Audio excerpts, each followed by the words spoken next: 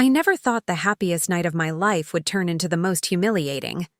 It was supposed to be my celebration, my moment after years of sacrifices, but instead, I stood frozen as the man I loved, the man I defended, the one I dreamed of building a future with, dropped to his knee in front of my cousin.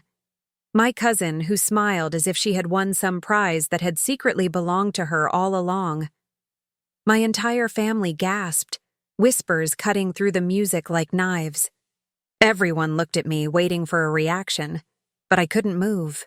My chest burned with betrayal, my hands shook with rage, and yet deep inside, I knew something they didn't. Because while he thought he had stolen the spotlight, while she thought she had taken my life, the real truth was about to burn them both. Family. That word always meant sacrifice to me. Growing up, I wasn't the girl who had everything handed to her. I worked for it. When my parents struggled, I worked late shifts to pay for school. When my younger siblings needed someone to lean on, I was there. And when my cousin Emily found herself lost in life, it was me who opened my door, shared my clothes, listened to her endless complaints about never being the favorite. And then there was Daniel, my fiancé. He wasn't perfect, but I believed in us. We met during college, when I was balancing 2 jobs and classes. He saw my exhaustion, but called me strong. He promised me stability, promised me that one day all the sacrifices would be worth it. My family loved him, trusted him. So when the time came for me to finally celebrate, my promotion, my milestone, my big night, I planned a party filled with love, music, and the people closest to me. But I didn't know that same night would expose the cracks I had ignored, the envy I had overlooked, and the betrayal that had been quietly growing in my own home. What Daniel and Emily didn't realize, however, was that I wasn't as naive as they thought. And when I finally took the stage that night, I wasn't just the woman left broken. I was the woman about to reveal the truth they'd regret forever. The weeks leading up to the party had felt almost magical. Daniel had been unusually attentive, always asking if I was okay, always checking on the smallest details of my day. At first, I thought it was just love, the kind of simple, comfortable love that grows after years together. But now looking back, I realize it was guilt. Every morning, he kissed me goodbye as I rushed off to work. I carried the weight of deadlines, of proving myself in a company where I was the youngest manager. But I didn't mind. I wanted to build a future for us. At night, I cooked. I planned. I dreamed aloud about the house we'd buy, the family we'd raise.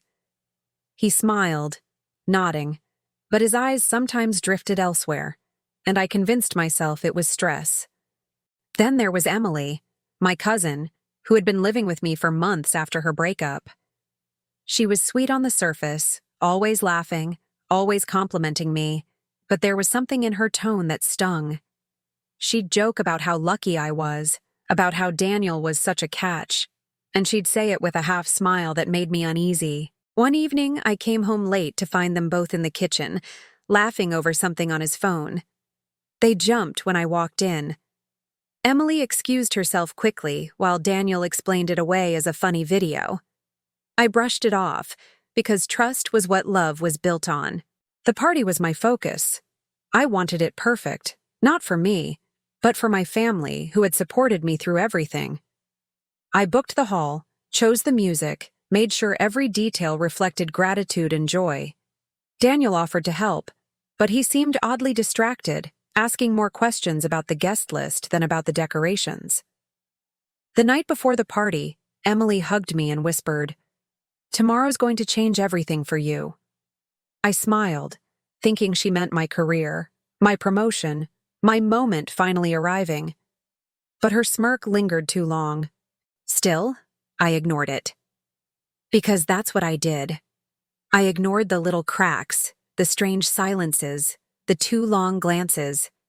I believed in love, in loyalty, in family. On the day of the party, I stood in front of the mirror, smoothing down my dress. I looked at myself and thought, finally, this is my night. Daniel walked in, kissed my forehead, and whispered, "You'll never forget tonight." His voice trembled, but I thought it was emotion.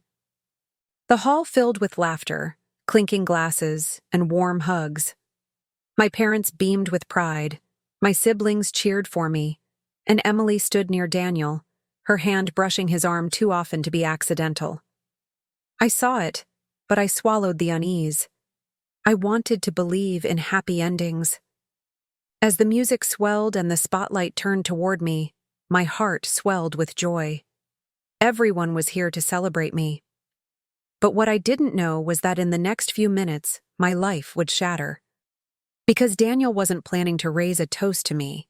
He was planning something else, something that would leave me broken, humiliated, and gasping for air. And I would only understand it when he stepped forward, reached into his pocket, and turned. Not to me, but to Emily. The music quieted, glasses clinked, and everyone turned toward the stage, expecting me to speak. My heart raced with excitement as I prepared to thank them all. But before I could move, Daniel cleared his throat and stepped forward. He wasn't looking at me. "Everyone," he said, his voice loud, trembling with something I couldn't place. "Tonight isn't just about celebrating success, it's about celebrating love." I smiled at first, thinking he was going to surprise me with a proposal in front of everyone. My heart swelled. This was it, the moment every girl dreams of. But then, he turned. Not toward me, toward Emily. Gasps filled the room. My cousin's eyes widened, her hand flying to her mouth in fake shock. Daniel reached into his pocket and dropped to one knee. "Emily," he said, his voice breaking. "From the first moment I met you, I knew. I tried to fight it, but I can't anymore. Will you marry me?" The hall erupted in whispers, gasps, and stunned silence. My mother clutched her chest, my father's jaw tightened, and my siblings looked at me, horrified. But Emily, my cousin, my guest, the woman who had been living under my roof, placed her hand over her heart and whispered, "Yes." The crowd exploded in shock. Phones were raised, cameras flashing, everyone desperate to capture the scandal. I stood frozen, my body numb, my throat dry. My party, my night, my life had just been hijacked. Emily threw her arms around him and Daniel kissed her hand as though I no longer existed. The humiliation burned so deep it felt like my skin was on fire. I tried to breathe, but the weight of betrayal crushed me. "Daniel!" My father's voice boomed, but Daniel didn't flinch. He looked at Emily like she was the only person in the room. I finally found my voice, trembling but sharp. You're proposing to my cousin? Here? At my party?" Emily smirked, her eyes glittering with victory. "I didn't plan this," she lied smoothly. "He just couldn't hold back."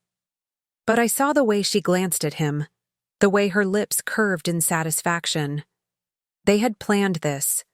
Every stolen glance, every late-night laugh, every whispered conversation. It had all led here. The betrayal wasn't sudden. It had been growing, blooming like a weed in the shadows of my home, nourished by my trust. Daniel stood, holding Emily's hand. "I'm sorry," he said flatly. "But I couldn't keep pretending. She's the one I want." The words sliced me open. My chest tightened. Tears blurred my vision, but I refused to break. Not here, not in front of them. The guests shifted uncomfortably, some whispering, some staring at me with pity. I wanted to scream, to run, to throw something, but instead I stood tall, swallowing the storm inside me. "You think this is love?" I asked, my voice low but steady. "You think humiliating me, betraying me, and tearing apart this family is love?" Daniel avoided my gaze, gripping Emily's hand tighter. Emily tilted her head, her expression smug, as if she had finally won a competition I never even knew we were in. But what they didn't know, what nobody knew, was that I had a truth of my own. a truth that would turn this humiliation into their greatest regret. So instead of breaking down, I smiled through my tears. "Enjoy this moment," I whispered. "Because when I take the stage tonight, neither of you will leave the same." The hall went silent again, my words hanging heavy in the air. Daniel frowned, Emily's smirk faltered, and suddenly, for the first time, they looked afraid. Because betrayal wasn't the ending. It was the beginning. The room buzzed with whispers, but I didn't let it shake me. My humiliation was sharp, but beneath it was something stronger: resolve. Daniel and Emily thought they had stripped me of my dignity. They thought they had won. They had no idea I was holding the final card. I stepped onto the stage, microphone in hand, forcing a smile. "First, I want to thank everyone for coming tonight. This party was supposed to celebrate my promotion, but it seems life had other plans." Laughter rippled nervously through the crowd. Daniel shifted uneasily. Emily squeezed his hand. "You see," I continued, my voice steady, "I've spent years sacrificing for my family, for Daniel, for Emily. I opened my home, my wallet, my heart. And what did I get in return? Betrayal." Gasps echoed, but I didn't stop. My eyes locked on them. "But what you don't know, what neither of you thought I'd ever discover, is that this little affair of yours wasn't exactly a secret." Daniel's face paled. Emily's smirk froze. "I found the texts," I said, pulling out my phone. "The nights you said you were working late, Daniel, you weren't. You were here, in my house, with her, the same cousin who told me she'd always have my back.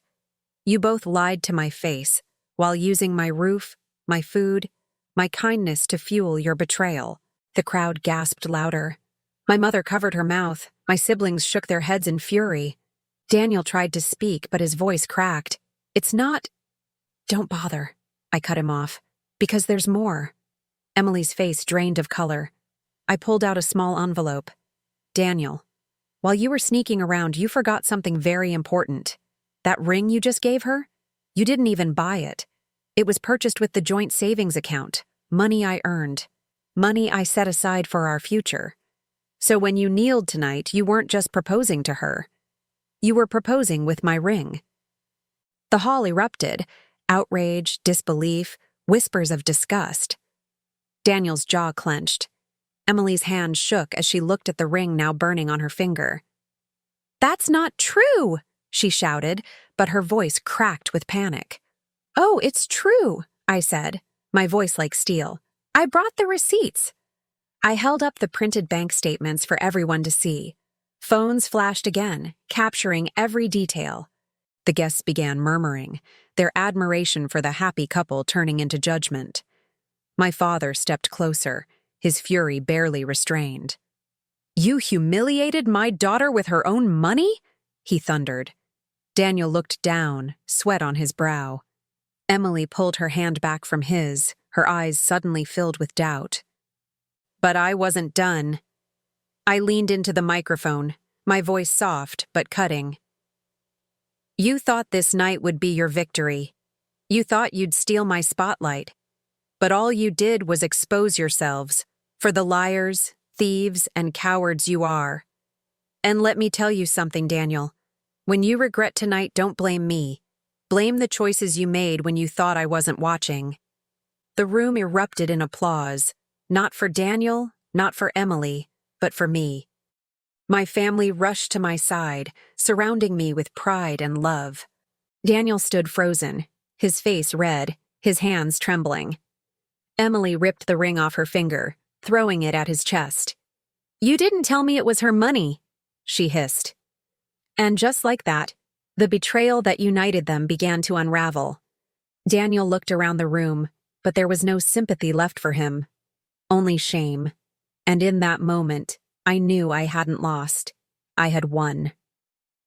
That night, I walked out of the hall with my head high. The betrayal had cut me, but it hadn't broken me. Because sometimes life has a cruel way of showing you the truth you've been too blind or too hopeful to see. Daniel and Emily thought they'd taken everything from me. But in reality, they freed me. They exposed themselves for who they truly were, and in doing so, they reminded me of who I am: strong, resilient, and unwilling to settle for anything less than real love.